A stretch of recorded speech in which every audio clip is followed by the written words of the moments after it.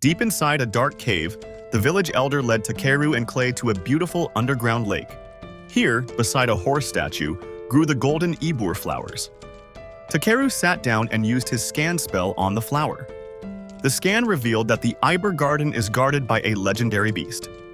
The chief explained that this was Hofalnir, their village guardian, who long ago saved them from a lake demon. As the chief mentioned the myth that the Ibur flowers grew from Hofal's tears, Takeru wondered if it was right to take such precious herbs. The elder insisted, seeing Takeru as the village's savior, and gave his approval. After thanking him, Takeru cut a flower with his scissors, excited to make the antidote and test the strange soy fruit he had found earlier. The calm was instantly broken when a villager rushed toward them in a panic, alerting them that an attack was underway. Takeru and Clay rushed back to Ashisu village. Upon arrival, they found the buildings burning and ruined. Takeru quickly commanded B to put out the flames while Clay evacuated the villagers. Once the fires were out, they were relieved to find no one was seriously hurt. A villager explained that this devastation followed the visit of the merchant, Ingash. When the village refused to give him more of the Ibur flowers, Ingash went rogue and set the entire village on fire. Hearing this, Takeru clenched his fist in rage.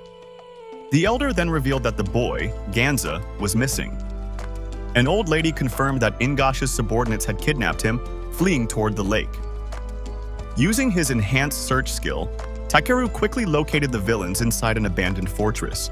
Though the chief warned them, Takeru reassured him that Clay, an A-rank adventurer, would certainly bring Ganza back. Outside the fortress, Takeru and Clay waited in the bushes. B flew to a window and returned with intel. The bandits were shamelessly having a celebratory party inside. Hearing the thieves rejoice after burning a helpless village sent Clay flying into a rage. Transforming into his dragon form, he prepared to destroy them. Takeru calmed him down, pointing out that a reckless charge could put Ganza at risk. Clay, frustrated but realizing Takeru was right, suggested a concealment technique. Using their magic, Takeru and Clay infiltrated the fortress, quietly knocking out a drunk guard. While searching the bandits' storage for evidence of poison, they heard the bandits laughing upstairs, mocking the village and revealing Ingash's true, malicious plan. The bandits boasted they would use Ganza as a hostage to get the Ibur flowers. Their discussion turned to exploiting Lord Belmonant's wife's poisoning, intending to spread the news globally to market Ibur as a rare, untreatable poison and sell it for huge profits to assassins. Takeru finally understood why the merchant was so interested in the flower. Clay, now restless with fury, was given the command to obliterate the bandits without killing them. Clay burst through the main door, terrifying the thieves.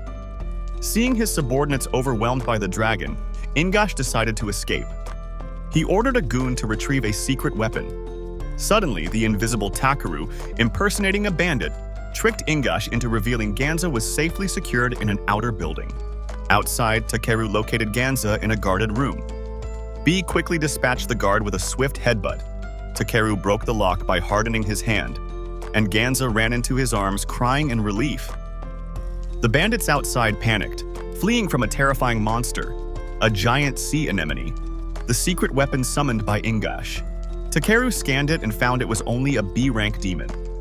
He rushed back inside to help Clay, who was struggling against the creature's endlessly regenerating tentacles. Takeru used an ice breath skill to freeze the demon's entire body and instructed Clay to aim for the brain between its two red eyes. Clay struck with a powerful punch, but the demon was only enraged, unleashing an army of tentacles.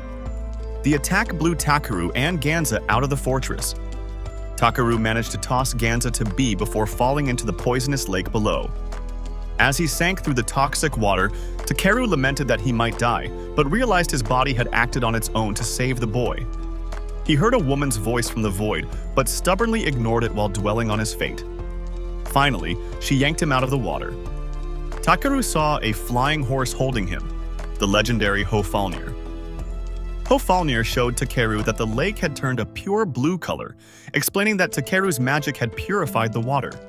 She revealed that centuries ago, she used all her power to create the Ibur flower to absorb the lake's poisonous magic, turning herself into the stone statue.